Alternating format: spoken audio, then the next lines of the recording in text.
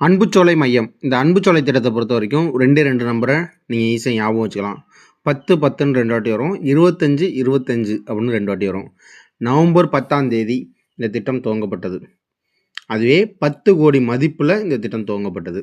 2025ஆம் ஆண்டு இந்த திட்டம் தொடங்கப்பட்டது. 25 மையங்கள் தமிழகம் முழுவதும் திறக்கப்பட்டுள்ளது. இந்த திட்டம் முதல்ல துவங்கப்பட்ட இடம் திருச்சி தான். நவம்பர் 10, 2025 அன்னைக்கு தமிழக முதல்வர் மு.க. ஸ்டாலின் அவர்கள் தொடங்கி வச்சாங்க.